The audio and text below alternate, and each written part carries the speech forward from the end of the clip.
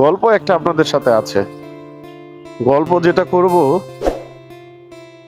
কারো হয়তো আনন্দ লাগতে পারে, কারো হয়তো কষ্ট লাগতে পারে। প্রত্যেকটা মানুষের জীবনে একটা করে গল্প থাকে।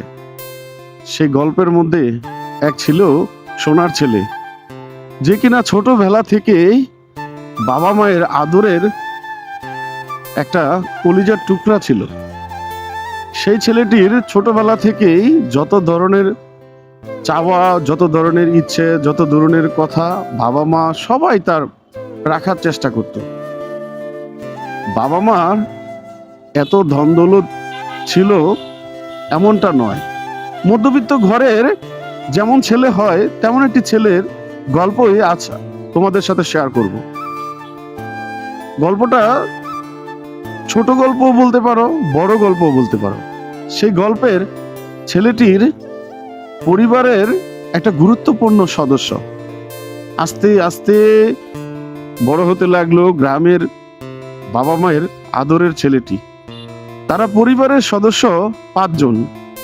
2 ভাই বোনের মধ্যে 2 বোনের মধ্যে একটা ভাই আর বাবা মা। ছেলেটি ছোটবেলা থেকেই অসুস্থ হলে বাবা তার জন্য অনেক কান্নাকাটি করত, আল্লাহর কাছে ফরিয়াদ করত যেন আল্লাহ যেন তার সন্তানটিকে ভালোভাবে মানুষ করে, ভালোভাবে সুস্থ মতো রাখে। সেই চাওয়া সবসময় সে আল্লাহর কাছে ফরিয়াদ করত। আসলে আল্লাহ তার কথা শুনে ছেলেটিকে সুস্থতা দান করলো। মাঝে মধ্যে সে অসুস্থ হয়, সেই আবার বাবা দোয়া করে, এইভাবে চলতে লাগলো।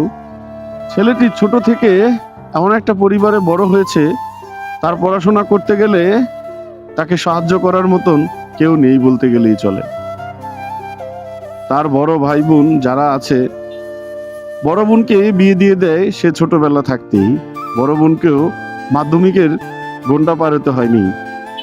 ছোট বোন সবে মাত্র তার চেয়ে 3-4 বছরের ছোট। ছেলেটি বড় হতে লাগলো বাবা মায়ের আদরে, আর দিন দিন সে আদর থেকে বাদর হতে লাগলো। আমাদের গ্রামের ভাষায় বাদর বলতে নষ্ট ছেলে নয়, দুষ্ট দুরন্তপনা সেই ধরনের ছেলেকেই বাদর বলা হয়।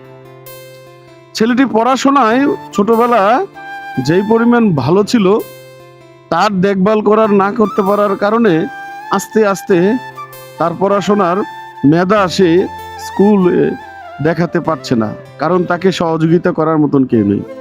ছেলেটি স্বেচ্ছায় বিভিন্ন জায়গায় খুঁজে খুঁজে ঘুরে ঘুরে মানুষের কাছে সে আলাদা পার্সোনালি প্রাইভেট পড়তো 2-1টা সাবজেক্টে। সেখান থেকে সে মাধ্যমিকের গণ্ডি অনেক কষ্ট করে সে বের হয়। তারপরে তার জীবনে চলে আসে কলেজ জীবন। কলেজ জীবন থেকে টিউশনি শুরু করলো, আর পাশাপাশি পড়াশোনা করলো, আর সে কলেজ জীবনও শেষ করলো। রেজাল্ট বেশি ভালো না হওয়ার কারণে ইচ্ছে ছিল সে পাবলিক বিশ্ববিদ্যালয়ে পড়াশোনা করবে, সেজন্য ঢাকাতে এসে কোচিংও করলো। তো রেজাল্টটা আসলে কমার্সে থাকার কারণে পয়েন্টের কাছাকাছি গিয়ে তার মিলেনি, যার কারণে সে মন খারাপ করে ন্যাশনাল বিশ্ববিদ্যালয়ে সে ভর্তি পরীক্ষাই দেয়নি। জোর করে বাবা মার মদের বিরুদ্ধে গিয়ে সে বেসরকারি বিশ্ববিদ্যালয়ে ভর্তি হলো। সেখান থেকে শুরু হলো আরেক যুদ্ধ। মধ্যবিত্ত বাবা মা ছেলেটিকে ভালোবাসে বলে তার স্বপ্ন পূরণের জন্য লড়াই করে যাচ্ছিল। সেখান থেকে এক হোঁচট খেলো, বাবার ব্যবসা বাণিজ্য সবকিছু নষ্ট হয়ে গেল। 4টা সেমিস্টার কমপ্লিট করলো কোনো রকমে, আর সেমিস্টার কন্টিনিউ করতে পারছে না বাবা মা। সেই সময়ও ছেলেটা হতাশায় একটা বেসরকারিতে শোরুমে একটা জব নিল। জবে তার মন বসছিল না, পড়াশোনার জন্য সে টেনশনে একাকার হয়ে যেত। আর সেই সময় তার জীবনে একটা লাইফ পার্টনার চলে আসলো খুব কম সময়ের মধ্যে। সেই লাইফ পার্টনারকে সে বিয়ে করলো। এরপরে তার জীবনে চলে আসলো কাল রাত্রি। তার জীবনে আরো কালো অধ্যায় চলে আসলো। পায়ের নিচে থেকে তার মাটি সরে গেল। বিয়ের আগে যেই না টুকটাক সবারই ভালোবাসা পেত, সাপোর্ট পেত, বিয়ের পরে সাপোর্ট সম্পূর্ণ বন্ধ হয়ে গিয়েছে। এখন ছেলেটির জীবনের স্বপ্নগুলো দিন দিন নষ্ট হতে লাগলো। সে শুরু করলো অনেক কষ্ট তিতিক্ষার পরে একজনের সাথে ফ্রিতে বিনামূল্যে 1 মাস সেলসের ট্রেনিং করার পরে সে বদলি সেলস অফিসার হিসাবে কাজ করা শুরু করলো, যেটা বাংলাদেশের ইতিহাসে বিরল। বেসরকারি কোম্পানিতে, তাও আবার সেলসে বদলি ফিল্ড অফিসার, একজনের নামের জায়গায় সে কাজ করে দিচ্ছিল। আসলে বিষয়টা এমনটা সে প্রথম জানতো না, এটা পরবর্তীতে সে জানতে পারে।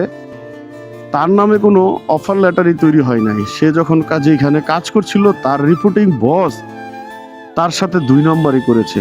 তার বেতন সঠিকটা তাকে জানতে দিত না। সময় মাস শেষ হলে সে সেখান থেকে তাকে নির্দিষ্ট পরিমাণ কিছু টাকা দিত, বাকি টাকা সে রেখে দেওয়ার চেষ্টা করত।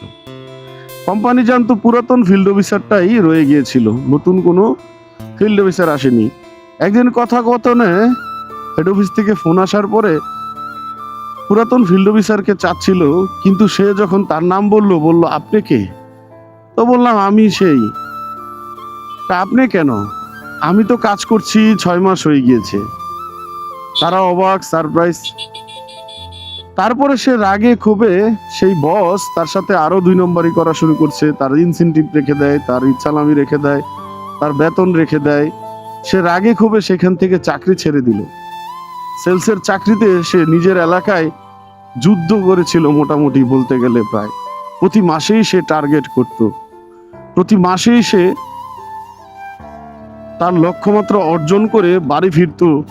সবাই সন্ধ্যার পরে ঠিক সে তার জন্য যে মেয়েটি বসেছিল তার জন্য সে শর্ট টাইমের ভিতরে পরিশ্রম করে সাইকেল চালিয়ে যে একটা পুরো থানা জুড়ে কাজ করত, সে তার ওয়াইফের কাছে চলে আসতো তার পছন্দের মতো ছোট ছোট জিনিসগুলো নিয়ে এসে। তার জীবনে যুদ্ধ আরো শুরু হলো। এমন যুদ্ধ নেমে আসলো, চাকরি নেই, বসে আছে। এখন বাড়ি থেকে তার অনেক কথা শুনতে হচ্ছে। মেয়েটির বাবা মা তাকেও অ্যাকসেপ্ট করছিল না।